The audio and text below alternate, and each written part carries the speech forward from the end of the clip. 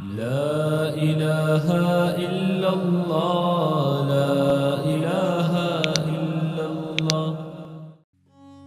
Chercher à acquérir le savoir islamique est meilleur qu'accomplir la prière surérogatoire. Personne ne s'est jamais rapproché d'Allah par un acte meilleur, après l'accomplissement des obligations, que l'étude des sciences islamiques. Celui qui se fait vaincre par l'intensité du désir envers les plaisirs de la vie d'ici-bas ne cessera d'être asservi aux adeptes de cette vie éphémère, tandis que celui qui se satisfait de la part qui lui en a été donnée se libérera du joug de cette soumission. Le bien de la vie d'ici-bas et de celle de l'au-delà se trouve dans 5 choses: la richesse de l'âme, l'abstention face au fait de nuire aux autres, le gain licite, la parure de la piété, les œuvres pieuses, et la confiance en Allah, exalté soit-il dans n'importe quelle situation.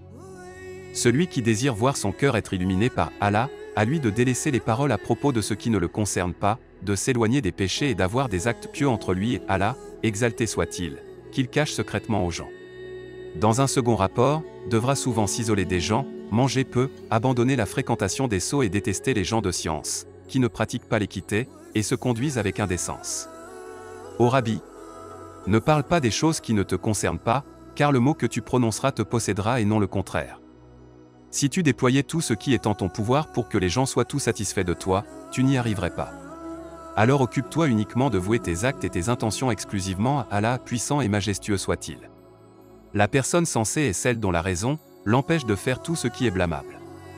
Si j'obtenais le savoir que boire de l'eau froide diminue ma virilité et ma décence, je n'en boirais plus.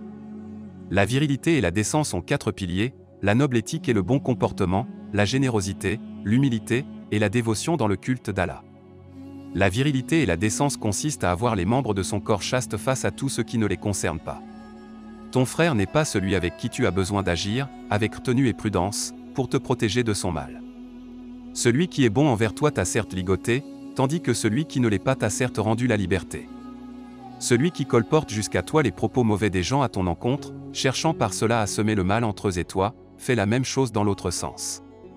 Les gens qui ont le statut le plus éminent sont ceux qui ne reconnaissent pas leur vraie valeur, et les gens qui ont le plus grand mérite par rapport à ce qu'ils font pour le bien des autres, sont ceux qui ne voient pas quel est leur mérite. J'aurais aimé que les gens apprennent ce savoir présent dans mes livres, sans ne m'en attribuer quoi que ce soit. Je n'ai jamais débattu avec quelqu'un en cherchant à avoir le dernier mot. Lorsque je débat avec quelqu'un, je désire qu'Allah fasse apparaître la vérité dans ses propos. L'humilité fait partie de la moralité des gens nobles, tandis que l'orgueil est une des caractéristiques des gens vils.